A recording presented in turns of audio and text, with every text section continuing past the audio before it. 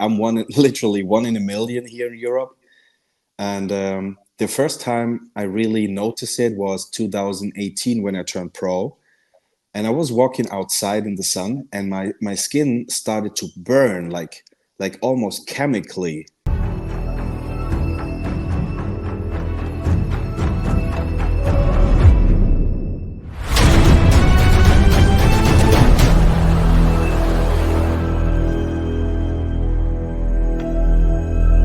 I created Species Nutrition with one mission in mind: to provide bodybuilders and serious athletes with no-nonsense supplements that work. I put my name and reputation on every bottle of Species Nutrition products.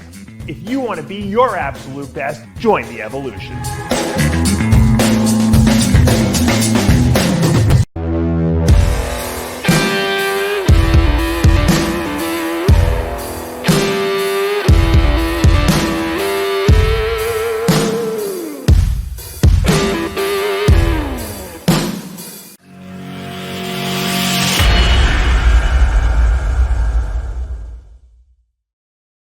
Welcome back to another exciting episode of RX Muscle Spotlight. I'm Dave Palumbo, and we're joined today by a very special guest. He just placed second at the men's Classic Physique Olympia behind Chris Bumstead. The surprise of the show, we talk about dark horses. Mike Sommerfeld came out of nowhere and really dominated this lineup. We got him here today to find out his story. Welcome, Mike, and congratulations on second place. Hey, Dave, thanks for having me. You know, when I first saw you on stage, I almost didn't recognize you because you grew that beard. I don't know if I was talking to someone in your camp. I don't know which person, if it was your girlfriend or something like that. And I was like, "What's with the beard?" And he's like, "Oh, he likes the beard." What made you decide to add that? Because I'd never seen you with the beard before. Honestly, JM told me to keep it. Really? Oh, he liked it. You're a good-looking guy. I went to Pittsburgh and I asked JM and he said, "Yeah, why not? Keep it." I was like, "Are you sure?" He said, "Yeah, man, keep it." It reminds me of the Guy Cisternino beard. You have a very, very dense beard. He literally texted me yesterday and told me, "Man, you know what? You remind me of myself like 10 years ago." It's true. It's true. So you're keeping the beard. Is that the idea? Yes, now I have to. Well, it's good luck now. You have to play second. Now, what I found incredible, first of all, I got to ask you some stats because I need statistics because I'm a numbers guy. So how tall are you? 5'9" and ish quarter. Right. And what's your weight cap limit for the Classic Physique division? 212. I got to tell you, it's almost incredible. You look like you're 230 on stage. I don't know how you only weigh how you make that weight class. I was flabbergasted. I'm like, this guy's got huge legs, and legs weigh a lot. I know I had big legs back in the day. I don't know how you're so light. You must have, your bones must be hollow or something like that. And we have some pounds to go. Like we were not hitting the weight cap. We had good breakfast. We didn't stop drinking. So we had, I guess, like 3 pounds, 4 pounds. Holy mackerel. I don't know how you look enormous on that. You look like you could do the open men's bodybuilding. You have so much size on you. It's really incredible. There's a lot of Ramon. These guys are like starving. They got to lose like 10 pounds to make the weight. And you're like floating 4 pounds under, and you look bigger than everyone on stage. Thank you. Thank you. Thank you. Seriously, that is a gift for you because you know what? It gives you that leeway to not have to over deplete going into the show. I imagine that is very helpful. Yes, it was so much easier to go into the show. And I mean, I had to make weight the years before they increased the weight cap. So my weight was 200 pounds. And I almost hit the weight cap when I first competed in Classic 4 years ago. So this was basically my first off season since 4 years, since 2019. And off season was textbook. It was everything was absolutely amazing, measured by Neil. He knew exactly what I need to do, the perfect time, and prep was good, no complications, nothing. Like really, really That was textbook prep. Right. How old are you now, Mike? 30. I mean, you're young. You got unlimited potential. And it's funny because I was speculating. I'm like, man, I have a feeling that Mike's not going to be able to stay in classic physique, because I'm thinking you must be literally pushing, the limit on your weight, because you look so big on stage. You appear big on stage. We all know it's an illusion, but you do appear very big on stage. You look bigger than Bumstead on stage. You look bigger than Dino and all those guys on stage. And yet you're still a couple pounds under the weight cap. So, you don't have to go anywhere. Essentially, you can stay in that classic division probably another 2 years if you had to, right? Yeah, I believe that I'm going to stay in classic forever. Okay. I don't see myself competing in other divisions. And you don't I have mean, I agree. Well, excuse me? I said you don't have like a curiosity to see how your physique might fare in like an open division? Oh man, Dave, I have to tell you that my heart is truly beating for bodybuilding. I turned pro as a bodybuilder, not in classic. I remember. But Neil told me, Neil told me, like, your bone structure is made to compete in classic. Why should you go to open? Yeah, Neil is very smart. Neil will advise you properly. Now, let me ask you a question, because I understand you have, and I know you interviewed with Sid before the show. I don't know how many people watched that interview, but you talked about you have like kind of a rare genetic disorder. Explain a little bit about what it is. Okay, this is called porphyria variegata, very rare. So 0.00000.1% of people have the type of gene sickness, gene disease. And these people live mostly in South Africa. So like I'm literally one in a million here in Europe. And the first time I really noticed it was 2018 when I turned pro.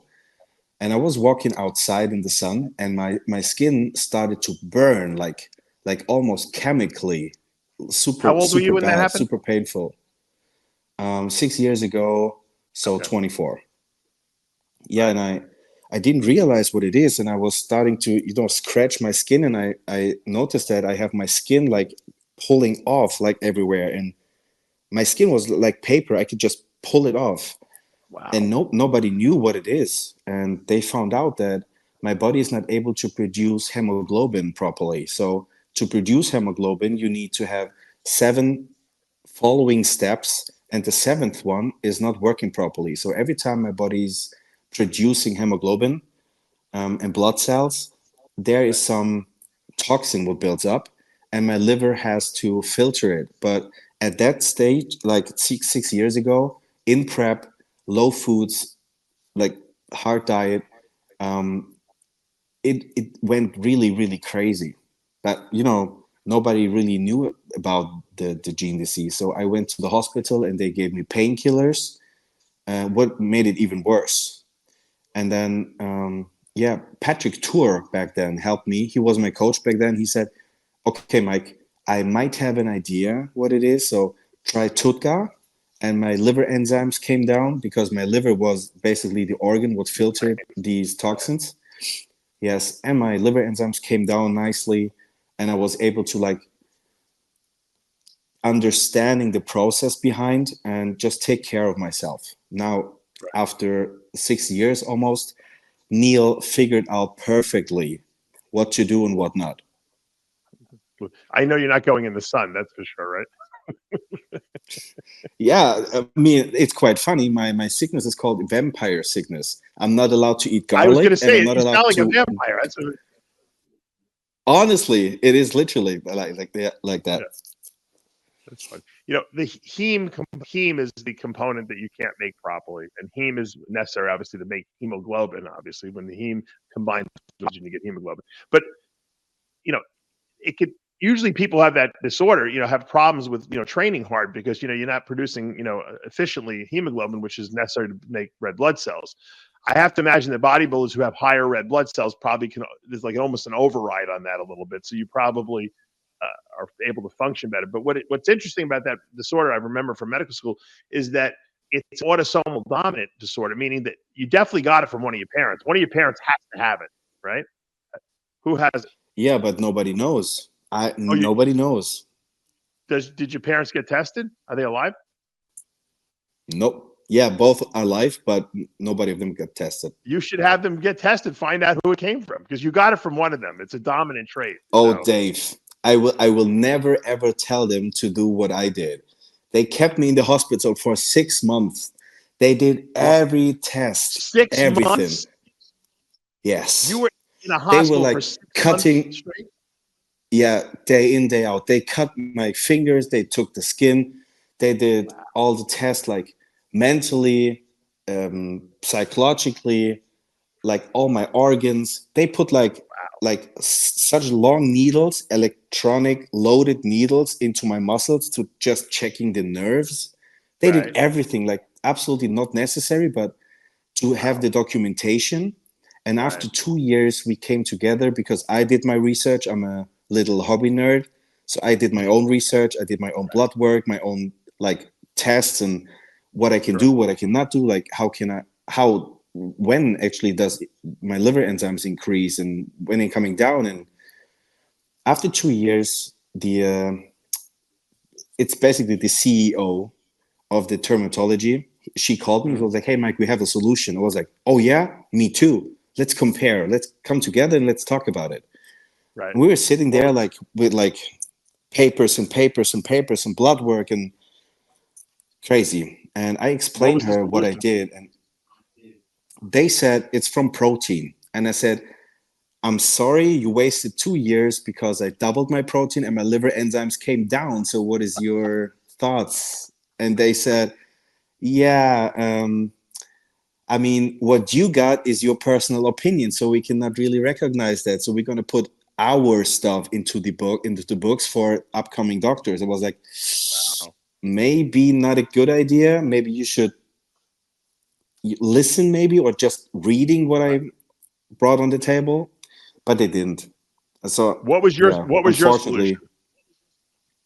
it's basically not pushing oxygen. Like when we're talking about bodybuilding, there are some things what increases oxygen and hemoglobin and stuff, and I'm just not allowed to even touch it. And even when it diet gets pretty hard, like super hard in the end, like 2 3 weeks when you really push, not the case for me. We have to make sure we really cruise into the competitions, and this is what Neil is known for. He knows what to do and when. So we are basically stage ready 3 weeks out ish. We're just slightly cruising into it. That's like So the for me the best way to do it. so the stress is not what your body can't handle. The stress, if it's too hard at the end, is that Yes. what? Yeah, like very low calories combined with high stress. Obviously, Right. workouts, cardio, sleep, recovery, that Hmm. all has to be measured. And we're doing blood work like every other week just to really be Right. precise on it. I have a deal with Neil. There was one rule. I sent him a message 31st of December 2019, New Year's Eve, and he sent me an answer right away. Like 1st of January, I had my answer on my email. And he said, "Okay, Mike, you know what? Here's the deal. We're going to work together, but as soon as the level comes up just a little bit, we're going to cut right now. We're not even talking about it. You're out." I was like, "Okay, deal." Since then, my liver enzyme levels came down. And they came down to a point where my liver was basically in normal range. And this is Right. Which is not weird. that's not common in a No. position like me. What did you do? What did you do? What were you doing, and what do you think was causing your or enabling you to keep your liver enzymes low? Because a lot of times liver enzymes go high just because bodybuilders are working out and they're breaking down muscle and leaking those enzymes into the bloodstream. How did you get yours to go down? What was the protocol you used? I mean, obviously, it was my mistake. I just turned pro 2018, and I was really pushing hard to get the pro title. And right after, there was FIBO in Germany. And I wanted to make sure that I take every opportunity. So I was working day and night. I didn't sleep. I did my cardio. I was working out daily. I put so much stress on my body. And then right after the FIBO, when I had birthday, basically, I was walking outside again to do cardio in the sun, and then I realized my skin starts to burn like so Wow. bad. I think it was like really high stress levels, almost no sleep for 4 days, still very, very precise nutrition, so very low calories still. For such a long period of time, we're talking about like 6 months of contest prep plus another month until after the FIBO. So it was like basically 7 months of strictly pushing hard, and it was just too much because I didn't know that I have the gene sickness, right? No. I know, but I'm saying now, like, what's your protocol now to keep your liver enzymes in check and to keep everything healthy? You said you developed a special protocol that your liver enzymes are normal. I'm just wondering, maybe bodybuilders can benefit from what you're doing.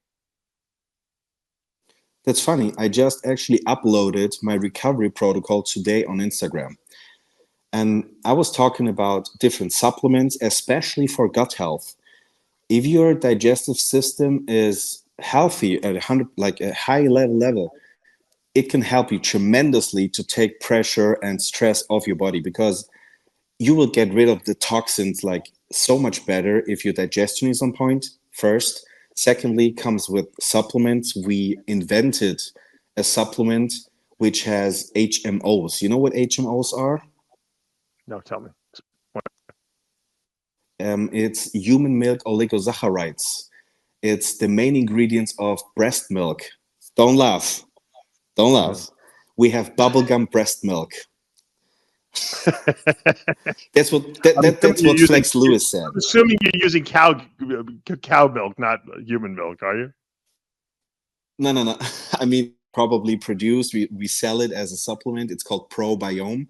I invented Right. it with the company I'm working with, and this helps to rebuild microbiome. And we're talking about CBD. We're talking about now, especially post prep, we're lowering a little bit the proteins and the foods we hire, increasing the carbohydrates, the fat. So we really take care. We try to not train as hard post show. So it's just basically moving weights and take care of the sleep. Um, I was talking about CBD to reduce stress, and we basically doing everything to keep stress levels as low as possible.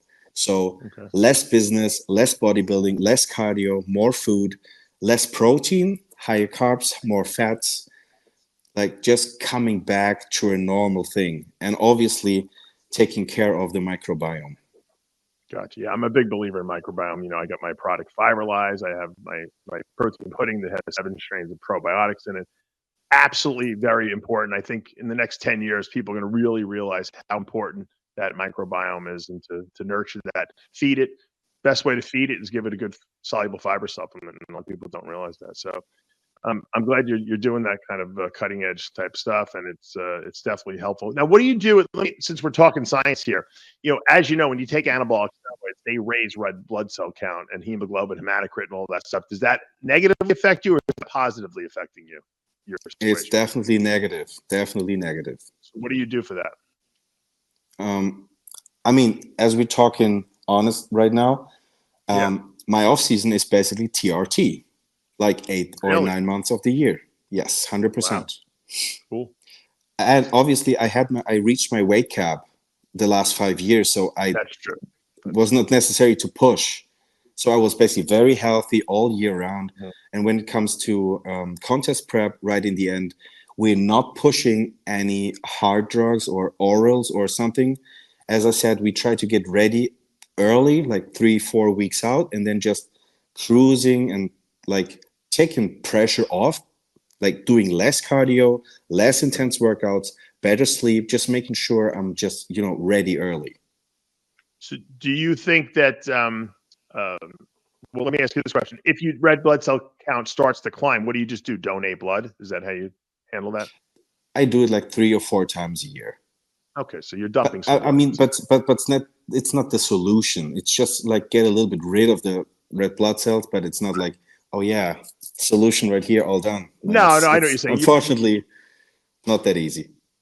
But you know what? Your physique has a very clean look to it, which is probably, you know, directly correlated with the fact that you use less drugs and you eat cleaner because of your situation. It's funny because Chris Bumstead has an autoimmune issue as well, essentially, and he has to also limit, I guess, what he does, which is gives his physique a certain look. So maybe that works better actually for you in classic physique because you don't have to push the envelope as much, and you can kind of you're right where you need to be.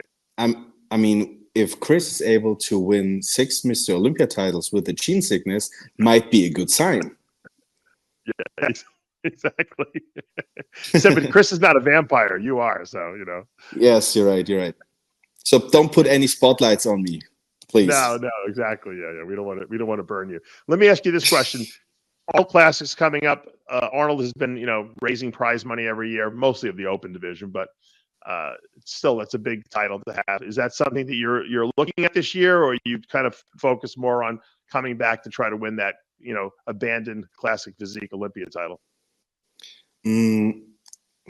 Honestly, I'm not interested. A little piece in money. I didn't even know what I got for second place. A guy just told me 2 days ago, "Hey, what about your check?" I was like, "What check?" Yeah, they never announced the money except for the open men. Yeah, they never announced. Yeah, I mean, I have no, I still have no idea where I can get the check, and I'm not interested in it. Like, don't forget about it. Yeah, don't forget about it. Yeah, maybe a bad idea to forget, but it's not about the money. Bodybuilding is never about the money. It's like I'm training since I'm 11 years old. It was my dream as a kid to compete next to these guys, and just standing next to guys like Chris Bumstead, Urs, Ramon. This should pay you more than the money. Yeah. Well, you still have mortgages and food bills and stuff to pay for, so money is important. Let me ask you this question: give us a little history of like where you're from, because I know you're German, or you have the German accent. What's your ethnicity? I do. I have a German accent. I hear it. I have all my German friends. I know exactly. You have certain. Okay. Yeah. I can pick up for sure. Yeah, I'm born and raised in Germany, and I'm actually today in Germany. We just arrived today, coming back from Florida. But my wife and me, we were leaving Germany and moved to Mexico 3 years ago already, and we lived there for 8 months. Cancun area, Playa del Carmen, beautiful city, Caribbean beach, and then we decided to move to Dubai for 7 or 8 months. We spent quite some time there. I prepped for the show for the last year's Olympia. I prepped in Mexico 2022 for the Olympia. And then we moved to Spain because we wanted something in between. Dubai is like a big, big, big theme park. It's like Universal Studios, just 100 times bigger. Mexico is a beautiful place, but it has literally no rules and no like... Nobody cares. Like no rules. We like no rules, though. Yeah, but imagine calling somebody, "Hey, you know what? My AC is broken down." I said, "Yeah, I'm coming over at 3 p.m." And it's like 3 days after they call you, "Hey, you know what? I'm coming over now." It's like, "Yeah, I'm sweating since 3 days, bro." Yeah, that's Mexico. So they have literally no rules at all. And we like the mentality, the people. We like we call it mañana mentality. Mañana means tomorrow. So they're really easy people. Really, they don't they don't care at all. Yeah. But we needed to have some, and Spain might be like a good thing in between because it's the European Mexico. You have still the type of humans and the mentality, but you have at least some rules. Yeah. Do you speak Spanish? Un poco. Un poco. Now, a little, yeah. It's great to be able to like travel the world. I mean, you lived in Mexico, Dubai, Germany. You're from now. You want to go to Spain. What do you do? Like how are you supporting yourself to be able to have this extravagant life? Gallivanting around the globe. Dave, you want to have an honest answer? Of course, I love honesty. My life is a mess. I have one piece of luggage, and my whole life needs to fit in there. So I have one pair of shoes, like 4 or 5 pairs of shorts, some shirts, and all the rest are supplements. That's Oh my it. God. All you need is the gym. That's all you care about, right? Exactly. And Airbnb. Like, it's literally that easy. Me and my wife, sometimes we had times like, hey, babe, you know what? What about Saudi Arabia? She was like, yeah, why not? I just booked the flights and I knew there was a competition like 5 days out. I called Neil and said, hey, Neil, you know what? There's a competition in Saudi Arabia. And he said, are you sure? Like, we had no conversation about it. And I said, yeah, but I'm still doing my cardio. I'm still hitting my weight cap. Like, I can just go there and do the show. He was like, if you believe you can do it, okay. So I signed it. We booked the flights. We went there. We did the show, qualified for the Olympia. And this like, hey babe, what are we doing tomorrow? What about we just talked about it today? What are you gonna do? Yeah. Like, are you down to go to Thailand? It's like, yeah, why not? Seems nice there. So we That's don't awesome. quite know if we're going back to Spain or doing Thailand thing. Do you have your own business? What do you do for like, for work? Yeah, I coach people online. I have my Oh, it's business your in online Dubai, coach. Gotcha. and I invent, the drop sticks, like the pins, they will pop out. Yeah. I invented these 5 years ago, so I have the patent for it. And this Oh is my my German God. company. And Really? we have, yeah, and rice cream. I invented rice cream for the German market, so I have the patent for it as well. Wow. Yeah, You're a man of mystery. You have a lot of obvious, interesting ideas and unique concepts, and that's awesome. How did man, you come my up wife. with rice cream? How did you come up with that idea? Why? Because all the US Americans had the nice rice cream and we Germans not able to get it. And I was like, man, I Oh, want to have it, but it's not that complicated. Crashing rice and put it into a bag and sell it. It's not that complicated. right, That's what I right. did. Like, I was buying rice, mix it with flavor, put it in bags, and was selling it. And people liked it. And I was like, hey, okay, let's found a company. Let's do it. And then, Wow. unfortunately, many different companies had the same idea, and they were just rolling. Like, no chance for me as a small guy. I had it was like 4 years ago. I had no money to put into marketing and stuff. So now they selling tons and tons, but I'm happy for that. But my wife, she's a beast. My wife is a beast.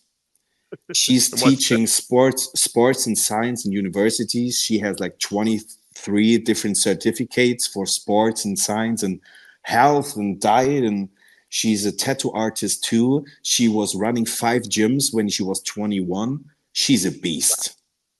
So you guys have a lot of like interesting ideas between you're very unique. Look, I said the other day, I was just thinking about this the other day, and maybe you can verify this. I was thinking about what it costs to live in an Airbnb because I'm going through a divorce right now and I'm living in an Airbnb. I have a 4 bedroom, whatever. And I'm like, you know what? It's almost cheaper to live in an Airbnb than to have your own house where you have to pay mortgages and electricity bills and internet and water and homeowners insurance. It's cheaper to live in Airbnbs these days.